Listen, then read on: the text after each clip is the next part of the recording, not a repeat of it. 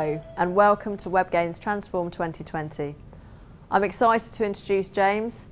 James is Head of Product here at Webgains, looking after a high-performing team, working on complex problems and constantly exploring opportunities for our clients. He is experienced across publishing, retail, e-commerce and market intelligence sectors, and James is very focused on driving Webgains' product strategy towards ever smarter connections. I'm very much looking forward to hearing him talk today about innovation and the challenges we face as an industry. There have already been a lot of talks about digital, about data and the use of data over the course of these sessions. And it can make it sound really easy because everyone's talking about it. But it clearly isn't easy because not everyone is doing anything particularly noticeable with it. Innovation is much easier said than done. It's something that we think about a lot, and we thought it would be useful to go through it in this session. So why is it hard to innovate? Everyone wants to innovate, or more correctly, they want to be seen to innovate, or even more correctly, to be able to say in their sales pitches that they're innovative. But innovation requires will, effort, and commitment. Innovating is hard, and I think there are three pretty good reasons why that is. No one really knows what innovation actually is. Or if they do know, not everyone knows the same thing, or maybe they're just not talking to each other. Number two, the affiliate landscape is really narrow, and I'll come back to that. But number three, the scale of the effort required to do something truly innovative puts people off. So innovation, it is important, but what isn't, maybe even more so. So what isn't innovation? It's not ideas or whatever's happening to this poor lady. It's about actual ideas, about how to grow and particularly to differentiate your organization. Now, all bosses have ideas, we all know that. Ideas are something we don't generally have a lack of. And this guy, Jobs over here, now he's always used as the innovator and the ideas man to emulate. And he had a lot of ideas. But like most ideas, even his certainly weren't all very good. Ideas alone aren't innovation, they're just ideas until something actually gets done. And in the case of Apple, it's Steve Wozniak over here that did that bit, literally designing and building the first Apple computers. So an idea can be a great catalyst, but it's not innovative to have an idea. You need something more than that. Two other things that aren't innovation.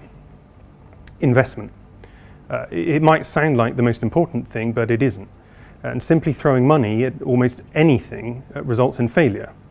Not for this guy, this is Warren Buffett. But of course, it's hard to find publicity photos of bad investors for obvious reasons. The failure of heavy investment in the pursuit of innovation is either failure of ROI or failure of actual output. Employing more people, spending more money on tech, buying offices, rebranding, creating PR whirlwinds, these don't create innovation. They might help it foster or grow or be sold, but they don't create it. Because the problem with innovation is rarely money, which is useful, but it's usually a much simpler problem. Simple doesn't mean easy, but we'll come back to that. Inventions. These are not innovation. Everyone wants to have invented something, to have created something, something new, something first. But innovations are not by default innovations. By that, I mean coming up with something new doesn't mean it's going to improve, change, or shake up any person or any market. In fact, inventing new things can have the exact opposite effect in a business. You build and launch something new, and that means you then have to market, you have to train people in it, you have to support it now it's out there in the world. You've automatically invented some new tech debt, but you haven't automatically invented value. And the world is littered with things that have been invented that either no one cared about at the time or certainly doesn't care about now. So what is innovation? So innovation is creating something, almost anything, that delivers actual, tangible value into the space that you've introduced it. And there are lots of types of innovation. There are plenty of books written on this, and you can go and read about the 10 types or the the 3 areas of configuration, offering and experience. They cover it. But look at this guy. Now, ironically, Elon Musk is an example of all the things that I said innovation isn't. He's an ideas man, he's an inventor, and he's a huge investor of his own money, hundreds of millions of his own money. But what's he responsible for? I mean, these are just a few of the businesses which he's behind. And now, Elon Musk did not invent online payments or electric cars or AI or space travel. He hasn't spent the most money on any of these things. But he did have an idea to do them better.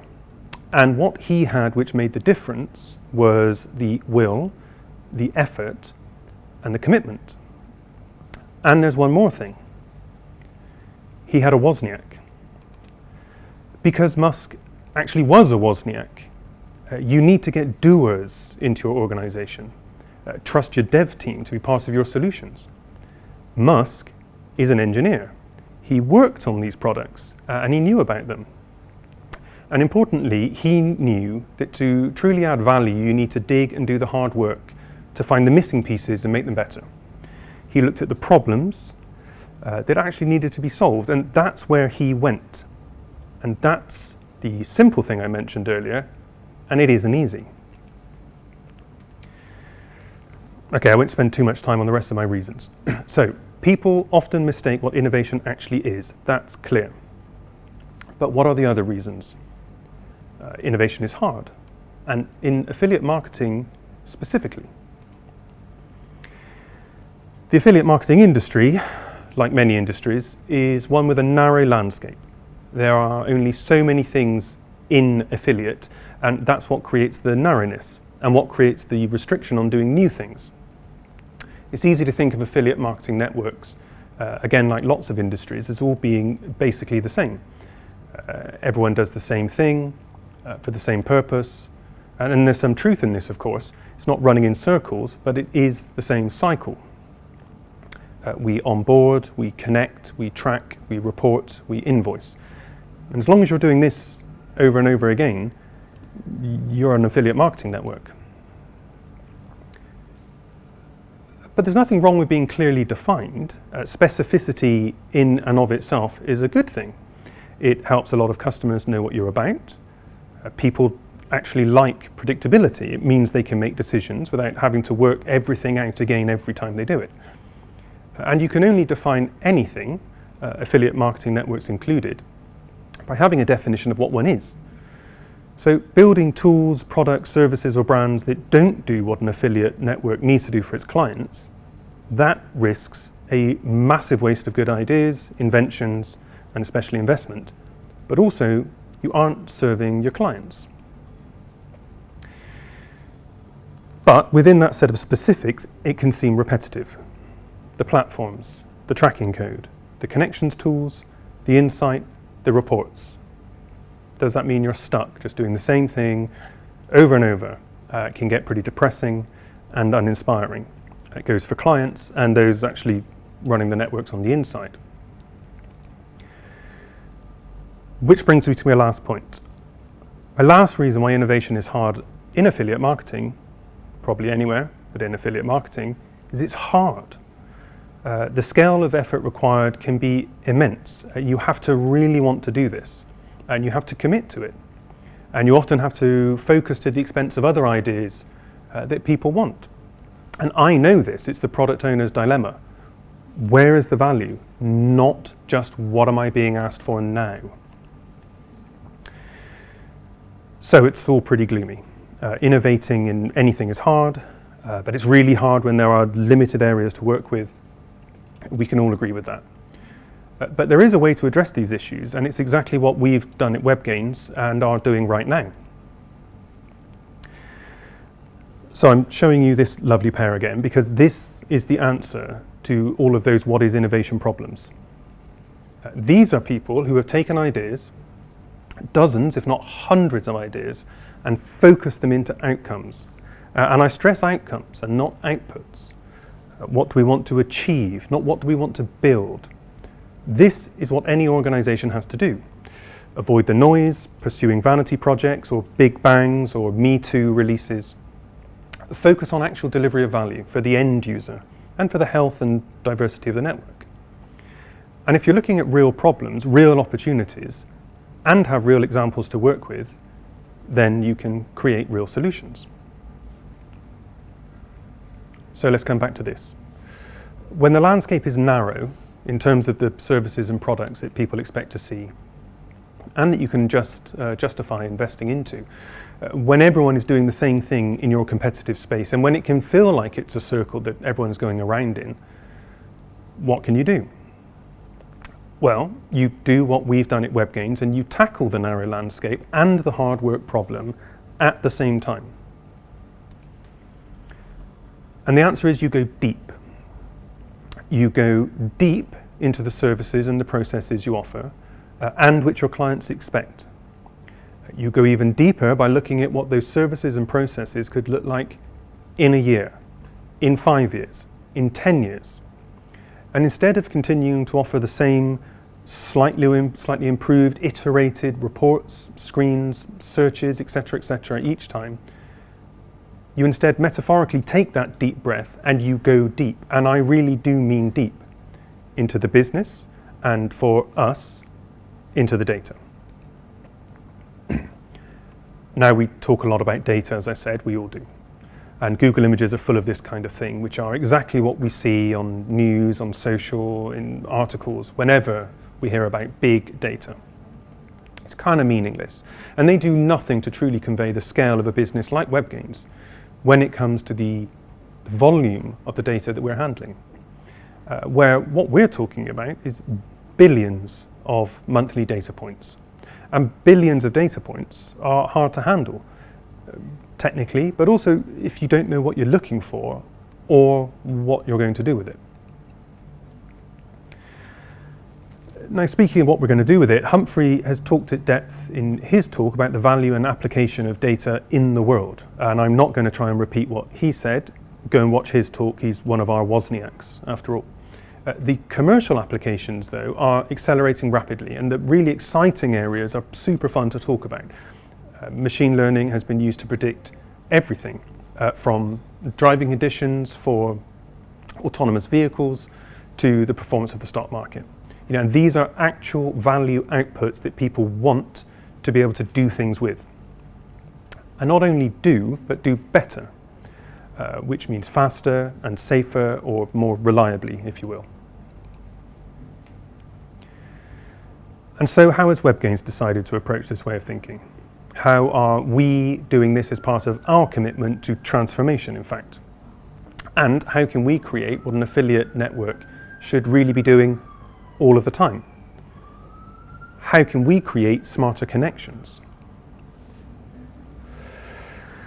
Again, Humphrey has talked at depth about how we've applied the knowledge that has been gathered from hundreds of hours of work over the last year or so, and the deep understanding of the behaviours and expectations of our clients, and the models that can be created to use the data to create value, and expose that through our commitment to using machine learning to get into the depth of the data, and reveal value that simply cannot be exposed in any other way.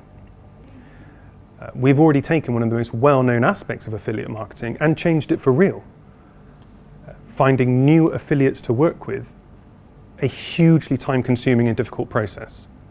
Webgains has tens of thousands of potential affiliates, with more joining every week. And with the number of potential connections between programs, products, campaigns, at around 700 million, how can you expect any client, or even an account manager inside your business, to get the most value from that?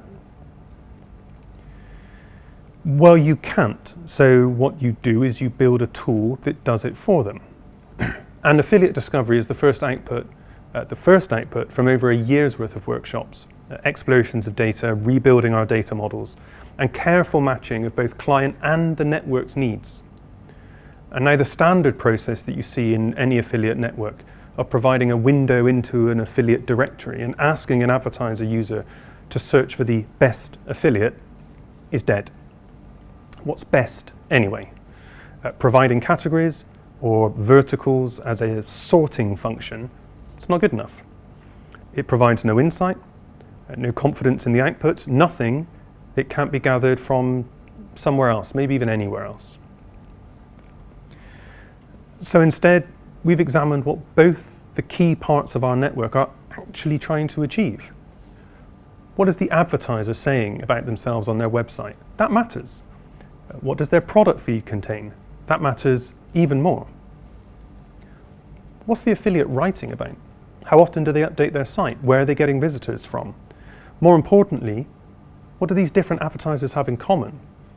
What do these different affiliates have in common? Who will be a good match for who? And how can we and you tell? Topics. Actual content being created and shared and consumed.